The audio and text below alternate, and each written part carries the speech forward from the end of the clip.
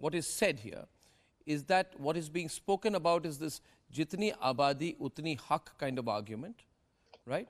An alleged attempt to redistribute wealth according to your share in the population, right? Is that fair? To which an argument being put here is you cannot incentivize poverty. You have to incentivize personal growth and wealth creation, because without that, our system will come to a standstill. So I think it's important, therefore, Lokesh, for the Congress party to clarify, because first of all, you've got yourself in a flap with this 8,000 rupee internship scheme, which you're calling apprenticeship, and then you got yourself into a flap about this, extreme socialism. We'll redistribute wealth. There are too many middle class, upper middle class and rich people, and we are going to redistribute wealth among everyone and create a utopian society. So, and then Rahul Gandhi goes and says something even more extreme in an election rally. What is this how is this going to happen? I mean, if people own homes, will they be redistributed? If people own apartments, right, or cars, will you say that someone who has a scooter should take a car and snatch it from someone else? If there are a lot of people, very few people living in a large house, will you re-accommodate people according to the physical space that the Congress party feels every individual needs? Arnab, as per the directive principle of the state policy, Article 38 of the Constitution directs the state to strive towards attainment of a welfare state model. It directs the state to minimize income inequalities, wealth inequalities. It aims at promoting justice, social, economic, and political. Sir, even prior to 42nd Constitutional Amendment Act, this clause, Article 38, formed the very concept of welfare state in our Constitution. I don't understand why are you linking it to only one instance. And secondly, when you are talking about the nature of development that we are witnessing right now, in 1962, we had 1% of India's riches controlling 22% of the overall resources, which has now increased to 40%. Now, what will you do to them? Will you punish people for doing well in life? Will you punish people for doing well, getting good jobs, getting good qualifications? Will you punish people for doing well? What is your intention? No.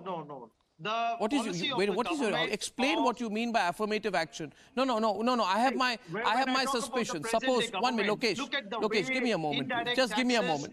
Give me a moment. I have to ask you this. See, I want to live in a certain world. Lokesh, I'm a simple guy. I want some stability in my life. I want to have some certainty in my life. If I take a loan, I want to know at what percentage I'm taking a loan, at what percentage I'm paying an EMI. Can I prepay the loan? I want certainty in my life. I want the country to do well, and I want myself to do well. Now, just pause a minute.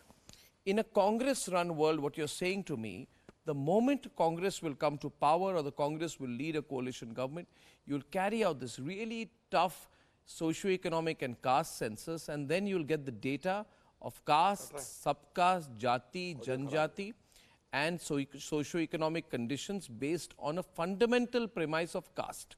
You will bring everything down to caste.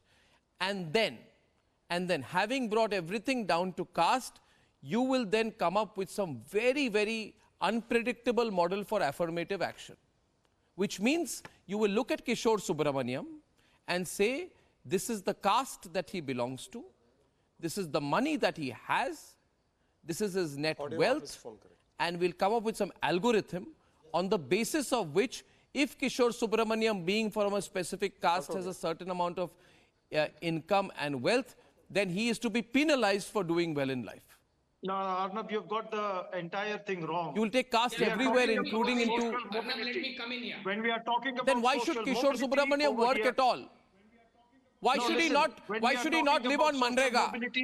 Caste over here becomes a social institution meant for identification of those who are marginalized and But you can't do everything, you can't bring everything down to caste. This is 2024, Viksit Bharat. You're bringing everything down to a fundamental line of caste. This is incredible. Viewers, I don't think so. I mean, this is, no, I mean, you are living in a different world from me, Lokesh. Please don't do this. Please don't do this. Come on. Nothing will happen to you.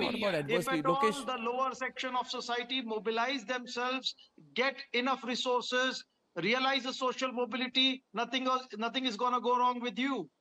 The idea is the state is required and to act will for the first welfare thing of I'll the demand, masses, not for certain few sections of society. no, no, no, 1 minute, 1 minute, 1 minute, 1 minute, 1 minute, 1 minute, 1 minute, 1 minute. I'll ask you one thing. First thing I will demand is that all of us being honest taxpayers will demand that to set an example, Sonia Gandhi should move out of the house that I fund, 10 Janpat, out of my taxes. Hello? She should redistribute the land she lives on. She does not need to live in such a large mansion, paid for by the taxpayer. Whatever her security requirements, practice what you preach. Before you tell Kishore Subramaniam to give up his hard-earned wealth,